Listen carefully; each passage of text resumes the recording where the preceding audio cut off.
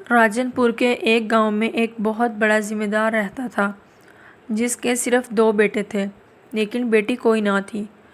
ذمہ دار کی خواہش تھی کہ اس کے ہاں ایک بیٹی بھی ہو کیونکہ بیٹی خدا کی رحمت ہوتی ہے۔ وہ چاہتا تھا کہ یہ رحمت خدا اسے ضرور عطا کرے۔ بیٹی کے لیے وہ ہر نماز کے بعد اللہ سے دعا کرتا تھا۔ ایک دن اس کی دعا قبول ہو گئی اور خالق کائنات نے اسے خوبصورت بیٹی عطا کر دی۔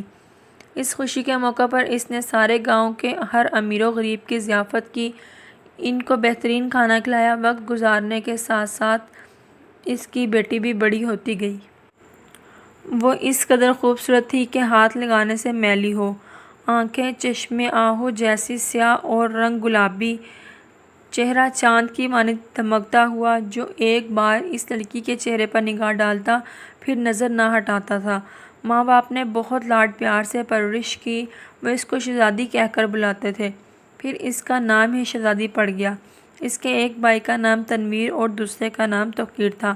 وہ دونوں بھائیوں کی بھی لاڈلی تھی۔ وہ سارا دن اپنے گھر کے بڑے سے آنگن میں کھیلتی تھی، تاہم اس کی ماں اسے گھر سے باہر بچوں کے ساتھ کھیلنے نہیں دیتی تھی۔ اس کے بھائی بڑے تھے، اس سے پیار تو کرتے تھے مگر اس کے ساتھ کھیلتے نہیں تھے۔ وہ اکیلی ہی اپنے کھلونوں کے ساتھ دل بہلاتی رہتی۔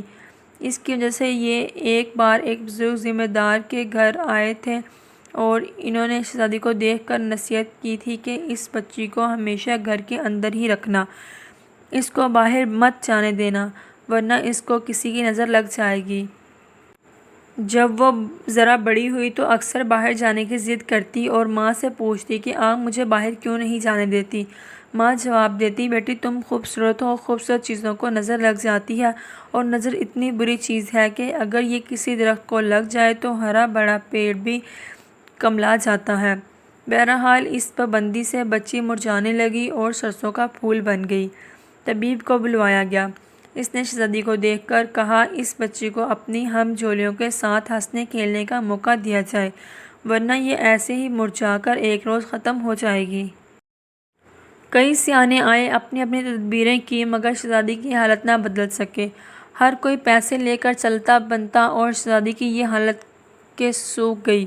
کئی دن بھوکی رہتی اور کھانے پر آتی تو 8 آدمیوں کا کھانا کھا جاتی۔ سارا گاؤں اس پر رحم کھاتا اور افسوس کرتا کہ خدا نے منتوں مرادوں سے بیٹی دی بھی تو کیسی۔ شہر لے جا کر ڈاکٹر کو دکھایا مگر مرض کسی کی سمجھ میں نہ آیا۔ انہوں نے نفسیاتی مریض بتایا۔ ڈاکٹر نے دوائیاں دی جو شہزادی کو بالکل راس نہ آئی۔ مرض میں شدت آتی تو پھر سے دوڑے پڑنے لگتے۔ ایک دن یہ خوبصورت مورتی بس صورتی کا ڈھانچہ بنی رات کے کسی وقت گھر سے نکل گئی اور کنویں میں چھلانگ لگا دی۔ دوسرے روز باپ بیچارے نے بہت تلاش کیا، آخر کنویں کو بھی کھنگالا گیا۔ اس میں شہزادی کا بے جان جسم تیرتا ہوا ملا۔ والدین کا برا حال تھا۔ شہزادی کو نہلا دھلا کر کفن پہنانے لگے تو ماں دلہن کا جوڑا نکال کر لائی کہ یہ کپڑے میری بیٹی پہنے گی۔ ماں کی خواہش پر اس کو سرخ جوڑا پہنایا گیا اور دلہن والا سنگار کیا گیا۔ ماں شدت سے بیٹی کو شاید اس روپ میں دیکھنا چاہتی تھی۔ پھر اس پرانے قبرستان میں دفن کر دیا گیا جہاں وہ سیر کرنے جاتی تھی۔ سہیلیوں نے جب آخری دیدار کیا تو ان کی سسکیاں نکل گئیں۔ جہاں شہزادی دفن ہوئی وہاں ذمہ دار نے گلاب، موتیاں اور چنبیلی کا پورا باغ لگوا دیا تھا کہ خوشبو اس کی بیٹی کو بہت پسند تھی۔